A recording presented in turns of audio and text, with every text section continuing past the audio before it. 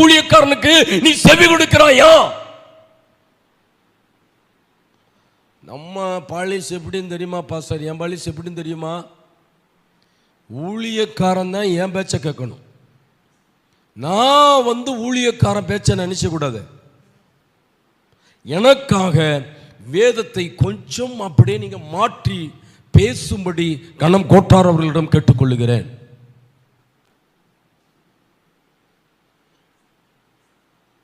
அப்படித்தான் இருக்கணும். அப்படித்தான் இருக்கிறோம். நமக்கு கொடுக்கப்பட்டிருக்கிற ஊழியக்காரனுடைய வயசை பார்க்கிறோங்க. அவன் என்ன வயசு? அவன் யாரு தெரியுமா? அவன் யாரு? எனக்கு சொந்தக்காரன். மார்பு தட்டி சொல்றான், அவன் எனக்கு சொந்தக்காரன். ஆனா நான் சொன்ன அவன் கேட்பான். அவன் கேட்கணும், கேட்பான். வேதம் என்ன சொல்லுது? பூமியிலே உயிரோடு இருக்கும் போது உனக்குன்னு ஒரு ஊழியக்காரன் இருக்கிறான். அவன் பேச்சுக்கு அவங்க என்ன செய்யணும்? செவி கொடுக்கலைனா நீ எங்கே உட்கார்ந்து இருக்கிறியோ அங்கதான்ப்பா வருவாங்க.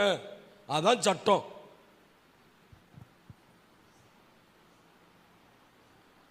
உங்க ஊழியக்காரர் என்ன சொல்றாரு?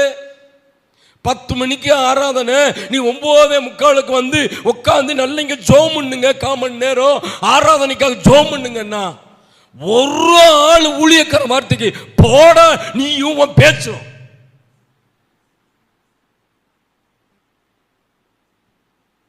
ஒரு ஆள் சொல்லுங்க உங்க ஊழியக்காரன் கீழ்ப்படின்னு சொல்லி. நான் அந்த மைக்கே பிடிக்கல.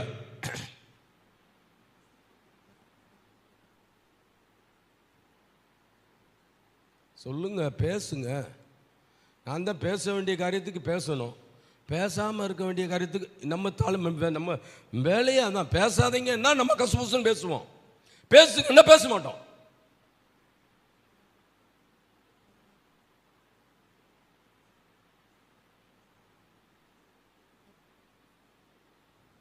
வேதம் சொல்லுகிறது,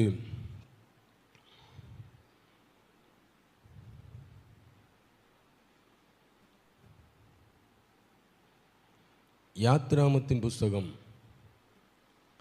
4ஆம் அதிகாரம் 1ஆம் வசனத்தில் அங்கே மோசே சொல்கிறான். யாத்ராமத்தின் புஸ்தகம் 4ஆம் அதிகாரம் 1ஆம் வசனம். அப்பொழுது மோசே, அதைத்தான் நானும் சொல்லி அழுது